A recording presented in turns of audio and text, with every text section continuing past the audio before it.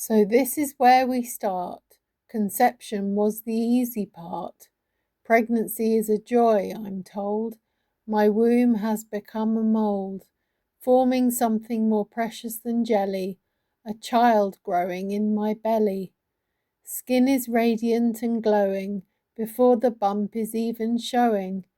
Whilst busy creating this life, special and new, I find myself often with my head down the loo, face right down inside the seat, puking everything I've had to eat. I deserve a medal, I really do, not up the walls, all in the loo. And if I'm lucky, I might find I've trouble of another kind. The pelvic floor is weak, you see. Vomit one end, the other end wee. Most pregnancies are fine, but some things went wrong with mine. My blood pressure rose too high, and all I could do was sleep and lie down. To the hospital I was sent in a hurry, but before I went I ate some curry. I didn't worry about the time lag. I wanted to take my overnight bag. I was possibly bringing baby back, essential items I needed to pack. When I arrived, I was immediately seen. In fact, they wondered where I'd been. To a machine I was strapped. A cuff around my arm was wrapped. I quickly learnt blood pressure reading. Systolic went right through the ceiling. So they checked baby was not distressed, while I lay on a hospital bed to rest. On a screen, the baby's heart goes tick, but it didn't move or kick. I thought I knew what was wrong. I didn't have to wait too long. I had discovered a secret trick to get hold of a crisp and lick. The salty, vinegary flavoured snack would soon have baby kicking back. To get baby in a wriggling mood, I had to eat some yummy food. I got some crisps smuggled in. Smuggler argued but couldn't win. He said they were bad for both of us. I said, stop making such a fuss. I had crisps and I had clout, and soon my baby moved about. Pondering, I often would pause, time spent musing on the cause of the gestational hypertension I had, an allergy to pregnancy that made me feel bad. The connection seemed a little too neat to have nothing to do with the food that I eat. After consuming a savoury feast, I waited to be discharged and released, but when the GP did his rounds, looked at my chart, and he found that I had got to 40 weeks. He turns to me and then he speaks. You can be induced straight away. Today will be the child's birthday. He left as promptly as he appeared. I suppose I should have cheered, but I said to the midwife lady, do I have to have my baby right now? Start a false labour?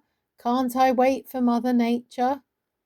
This angelic woman's voice sings, they can't force you to do this thing. Just because you're overdue, of course it will be up to you. I hoped her word was truly gospel, keeping baby inside as long as possible. They prescribed me tablets in the end. I took them and was on the mend. Allowed home but feeling daunted. At least I had got what I wanted.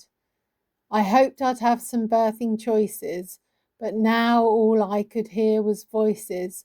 A home birth isn't safe no more. This news rocked me to the core. I'd planned this for months, almost 9. I felt the birth would still be fine. The midwife didn't mince her words. You will die is all I heard. And your baby too, she said. I had to get this through my head. To hospital I agreed to go. With hindsight, of course, now I know. I could have given birth at home. Around my own house I could roam. But no one else can make that choice.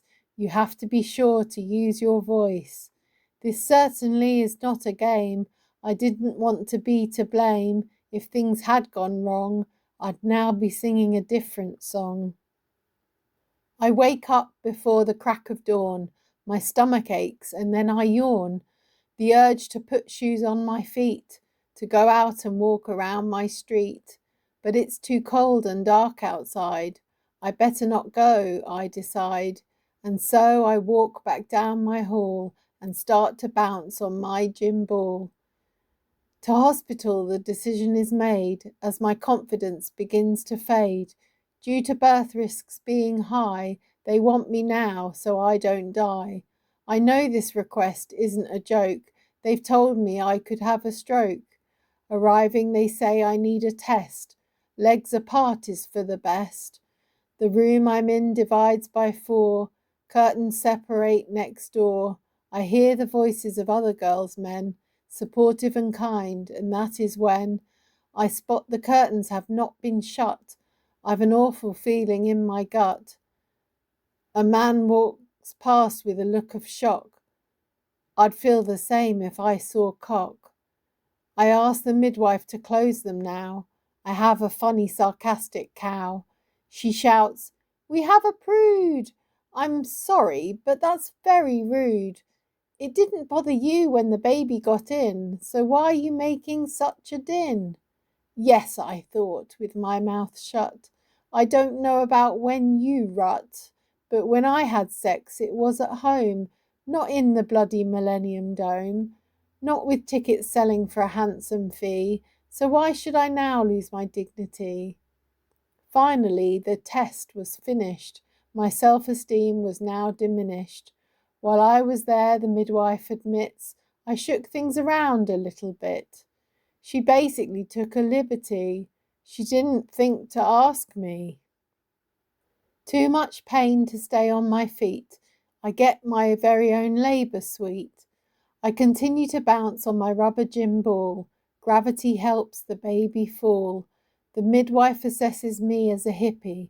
She leaves but is back in a jiffy. Do you mind if others take over now? I think at least I won't have this cow. I say I don't mind in the least. I hope this means the quips have ceased. There are now 2 of them, a senior midwife supervising a student to deliver a new life.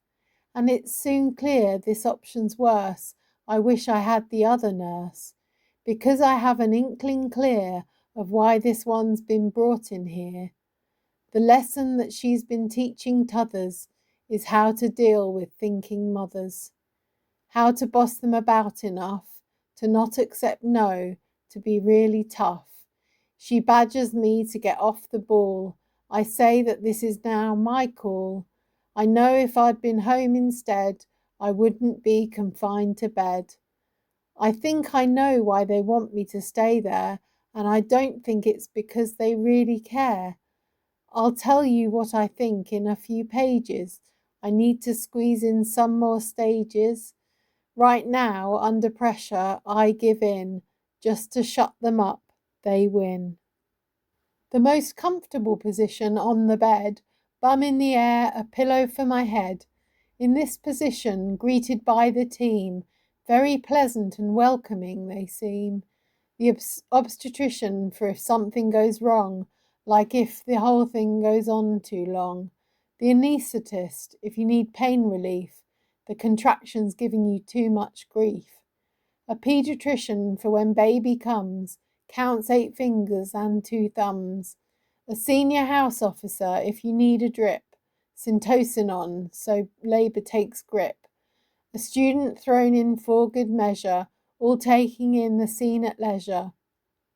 They line up in a trice. The midwife says, sometimes it's nice to meet these people during labour. You might find they'll be your saviour. So it's not such a big surprise when baby slides between your thighs and they walk in and do their stuff. Some women find this kind of tough. Well, here's a thing I don't mind sharing. I expect I'll then be beyond caring.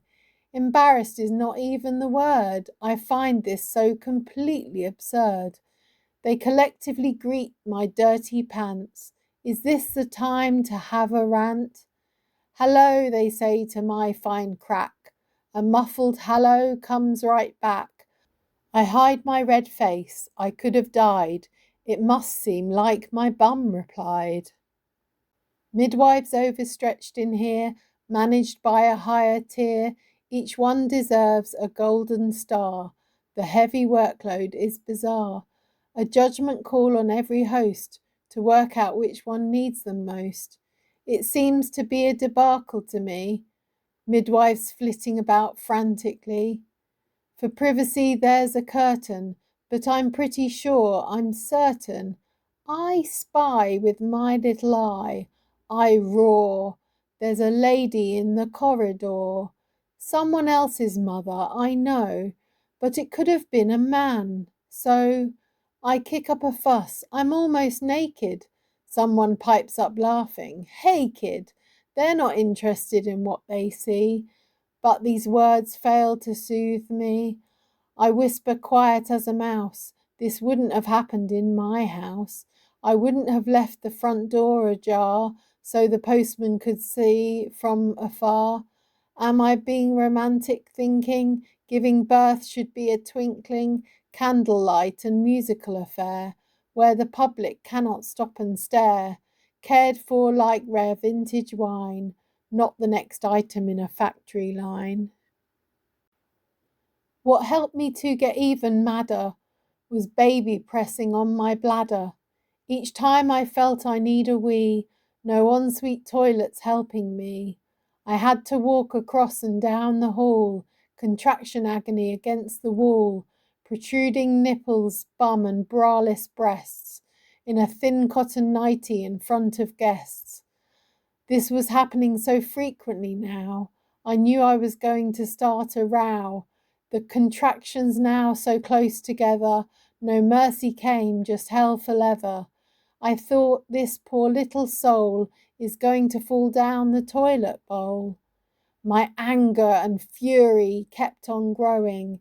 In the end, I said, I'm not going across the hall to the loo anymore.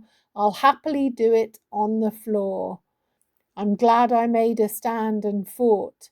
A suitable receptacle was brought.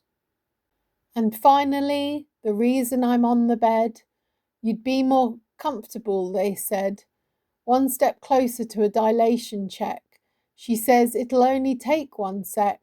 I refuse, but she bullies me. My birthing partner seems to agree. You should probably do it just in case. I saw the anxiety in her face. She thought the medics must know best. I'm not being squeamish, I confessed. I just don't see the point to this. Oh, please let me give it a miss.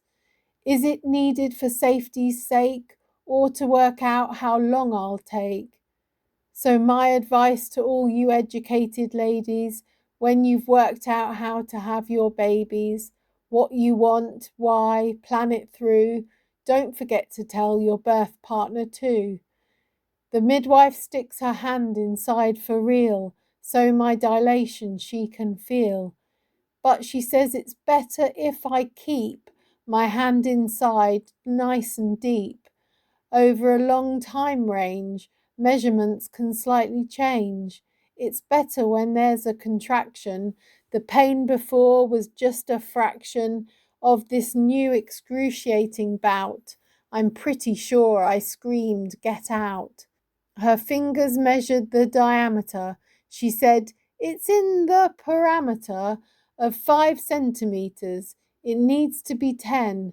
I'll do the maths and get my pen. 5 hours longer, my file is stamped. But baby's getting pretty cramped. Seems pointless when they didn't cater on baby coming 1 hour later.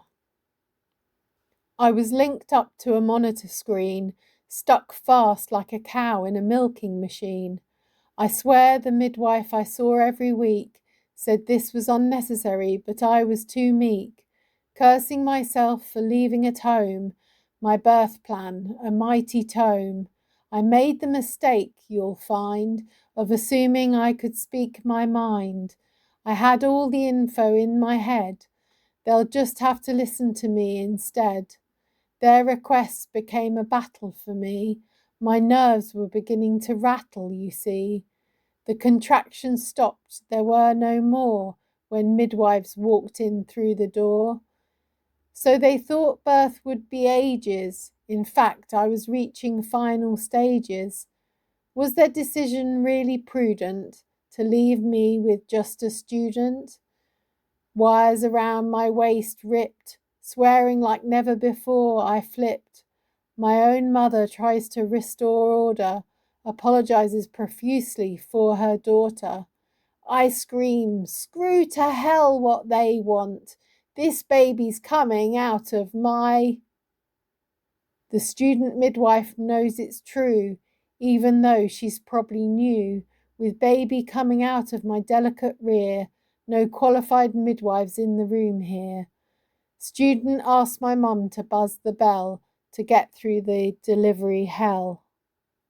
Afterwards, when all is calm, touching baby's tiny palm, they wheeled me to the postnatal ward, where baby can be seen adored. I shut the curtains round my bed, the baby is a sleepyhead. All I want is peace and quiet, but visitors just make a riot.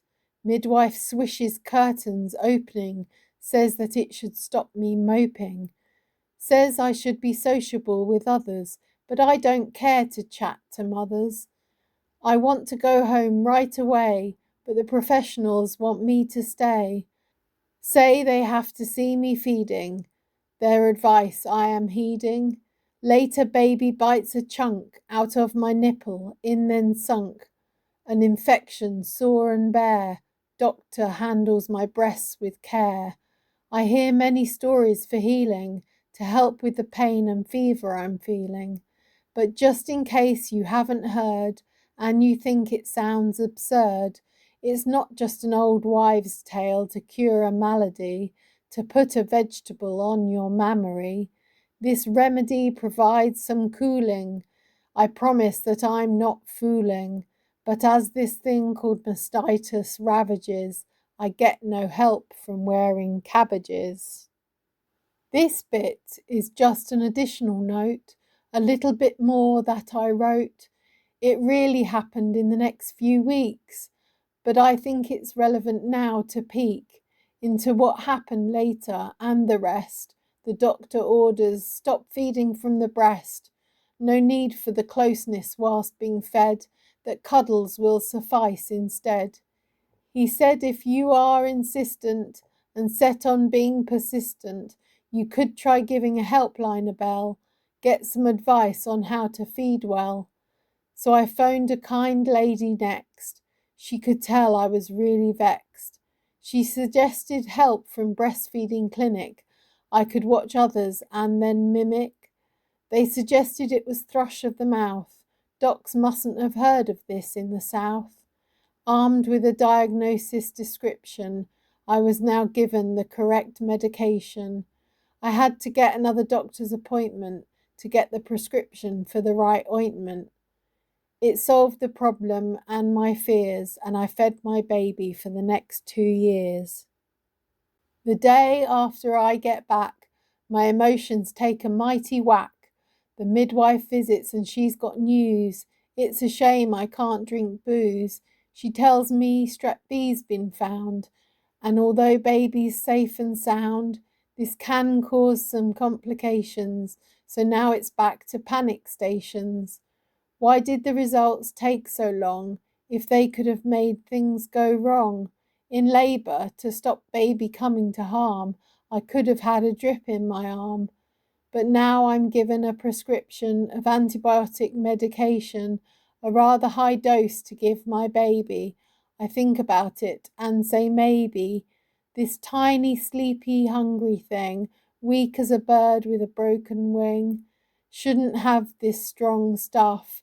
I'm not sure she is tough enough. I say no, but I am sighing and can't help lots of crying.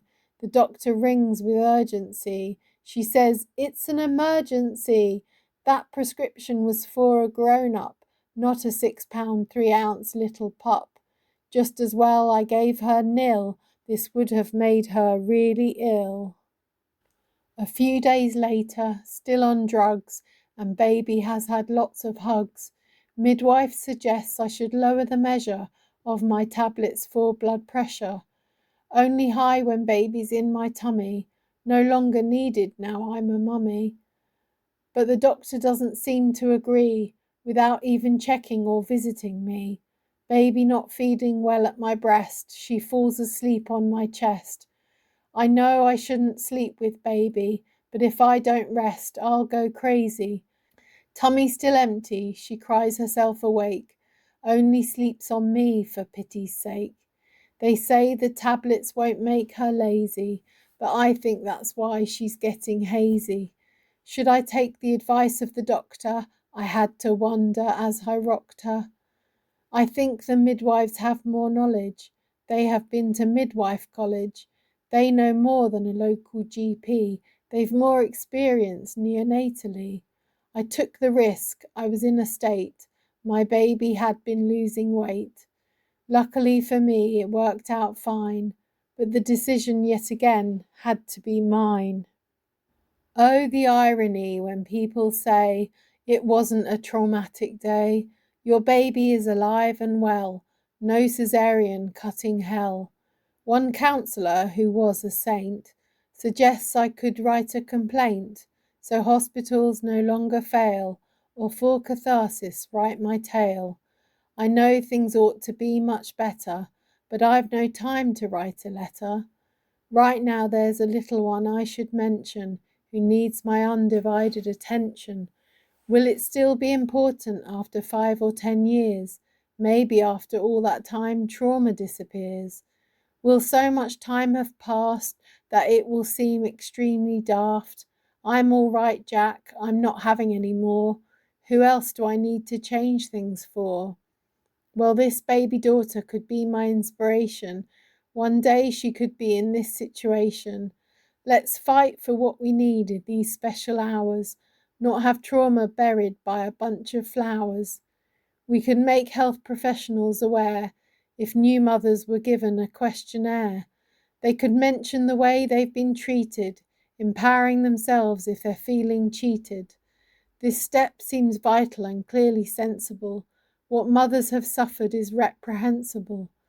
So let's all make a hullabaloo, because these words will always be true.